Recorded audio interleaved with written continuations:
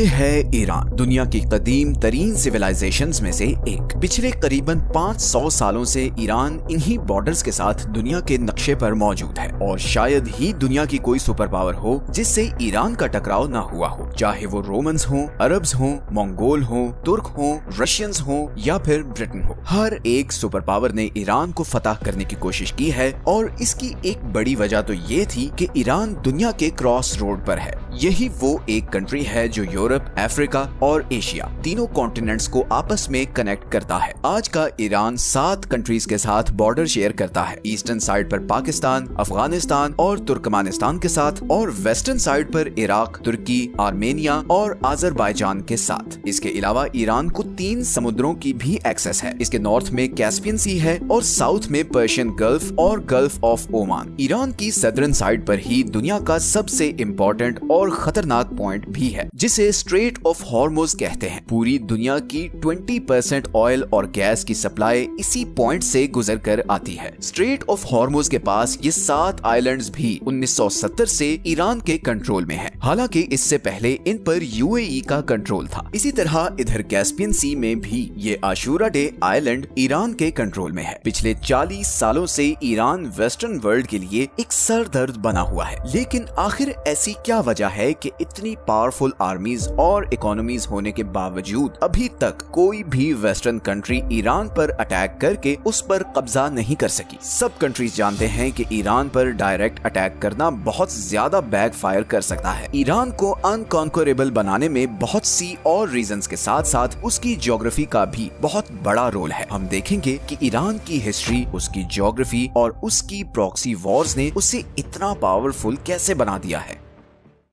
सबसे पहले हम ईरान की ज्योग्राफी को समझते हैं। ईरान की सदर्न और वेस्टर्न साइड पर ज़ैग्रोस माउंटेन रेंज है। ईरान की कोस्ट लाइन से लेकर इराक और ऊपर तुर्की तक फैली हुई ये माउंटेन रेंज ईरान को एक जबरदस्त नेचुरल प्रोटेक्शन देती है। ये सारा एरिया बहुत ही पथरीला है और इसे क्रॉस करना बहुत ज्यादा मुश्किल है। इन पहाड़ों का ईरान को इतना फायदा है कि 1980 में जब इराक ने ईरान पर अटैक किया तो उसका प्लान ये था कि एक तो वो यहाँ खुजिस्तान के ऑयल रिच सूबे पर कब्जा कर ले और फिर यहाँ से आगे ईरान के बाकी शहरों पर भी कब्जा करके ईरानियन रेवोल्यूशन को कुचल दे, क्योंकि सब अरब कंट्रीज डरे हुए थे कि ईरानियन रेवोल्यूशन के असरात बाकी अरब तक ना फैल जाएं। मगर इराकी आर्मीज 2 सालों में सिर्फ इधर खुजिस्तान तक ही पहुंच सकी। उन्होंने बहुत कोशिश की कि वो ज़ैग्रोस के पहाड़ों को क्रॉस करके ईरान पर कब्जा कर सके, मगर उन्हें कामयाबी नहीं मिली और फिर इवेंचुअली ईरान इराकी फोर्सेस को पीछे धकेलता हुआ इराक के अंदर तक घुस गया। मगर यहाँ पर ईरान को भी ये मसला आया कि जहाँ इराकी आर्मी को आसानी से उसके शहरों से सप्लाई मिल रही थी, वहीं ईरानी आर्मी को सप्लाई पहुँचाना बहुत मुश्किल हो गया, क्योंकि ईरान के सारे बड़े डिपो और शहर ज़ैग्रोस माउंटेन रेंज के दूसरी तरफ थे। यही वजह है कि 8 साल बाद ये वॉर बगैर किसी नतीजे के खत्म हो गई और दोनों कंट्रीज के बॉर्डर में 1 इंच भी चेंज नहीं आया। इसी तरह ईरान के नॉर्दर्न साइड पर कैस्पियन सी के साथ अल्बोर्ज माउंटेन रेंज है जो इसे नॉर्दर्न साइड से प्रोटेक्शन देती है और ये पहाड़ सिर्फ ईरान को नेचुरल प्रोटेक्शन ही नहीं बल्कि बहुत से रिसोर्सेज भी देते हैं। ये दोनों mountain ranges uranium, silver, gold और जिंक से माला माल हैं। ईरान के पास दुनिया के सबसे बड़े जिंक के रिजर्व्स हैं। इसी तरह 20th सेंचुरी ने ईरान की इस ज्योग्राफी को 4 चांद लगाए जब यहाँ पर्शियन गल्फ के पास ऑयल और गैस के बहुत बड़े रिजर्व्स डिस्कवर हुए। आज की डेट में पूरी दुनिया के 10% ऑयल और 15% नेचुरल गैस के रिजर्व्स ईरान के पास हैं। ईरान को एक और चीज जो प्रोटेक्शन देती है वो 2500 किलोमीटर लंबी ये कोस्ट लाइन है जो 2 समुद्रों के बीच डिवाइडेड है। बंदर अब्बास ईरान का सबसे बड़ा सी पोर्ट दुनिया के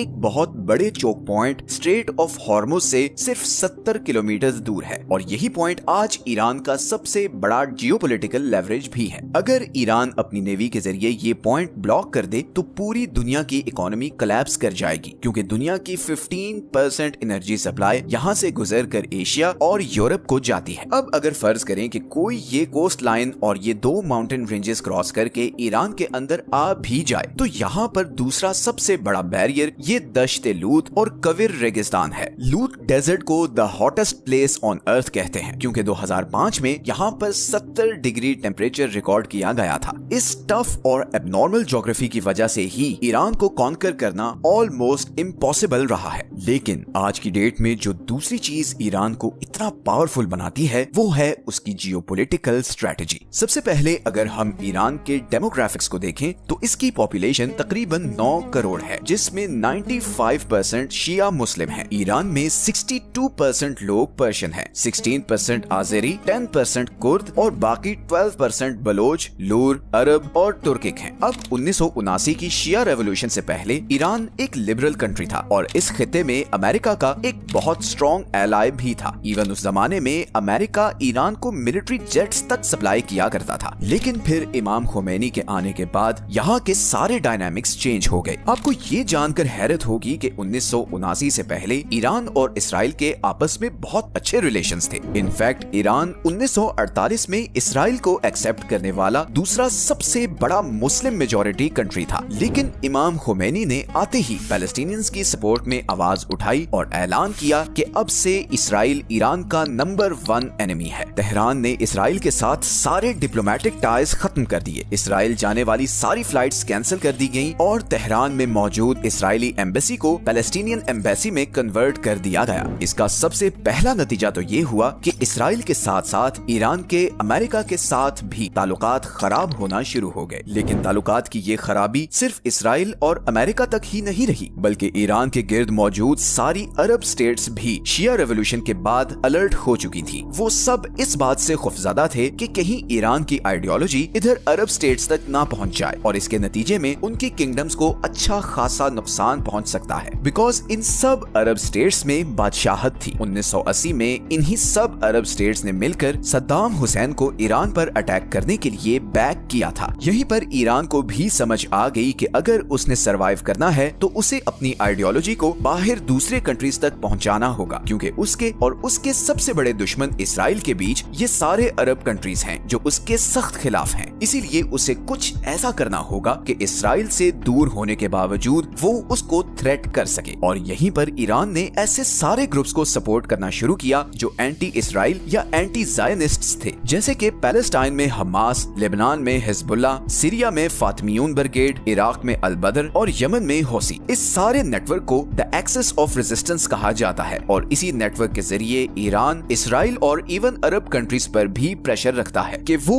ईरान के खिलाफ कोई भी कदम उठाने से पहले 1000 बार सोचें। इसीलिए जब इसराइल ने गजा पर बम्बार्डमेंट शुरू की तो इधर लेबनान से हिजबुल्लाह ने इसराइल पर मिसाइल फायर किए और यहाँ यमनी हौसियों ने रेड सी से गुजरने वाले इसराइली और अमेरिकन शिप्स को ड्रोन से टारगेट करना शुरू कर दिया। ईरान की इसी प्रॉक्सी वॉरफेयर स्ट्रेटजी ने उसे काफी डेंजरस बना दिया है। अब वॉरफेयर स्ट्रेटजी की बात हो ही रही है तो ईरान की ड्रोन टेक्नोलॉजी का जिक्र करना बहुत जरूरी है। जनवरी 2024 में जब हौसियों की तरफ से यहाँ से गुजरने वाले कंटेनर्स पर लगातार ड्रोन अटैक्स किए जा रहे थे, तब फ्रांस ने यमन के शाहिद ड्रोन को गिराने के लिए $1 मिलियन वाला Aster 15 surface to air missile use किया, जबकि यमनी ड्रोन की कॉस्ट सिर्फ $20,000 थी। यमनी हौसियों को ये सारे ड्रोन्स ईरान सप्लाई कर रहा है और इन ड्रोन्स की इतनी धूम मची है कि रशिया यूक्रेन के खिलाफ भी इन्हीं ईरानी ड्रोन्स को इस्तेमाल कर रहा है। अमेरिकन सेंट्रल कमांड की 2022 की रिपोर्ट के मुताबिक ईरान के पास पूरे मिडिल ईस्ट में सबसे ज्यादा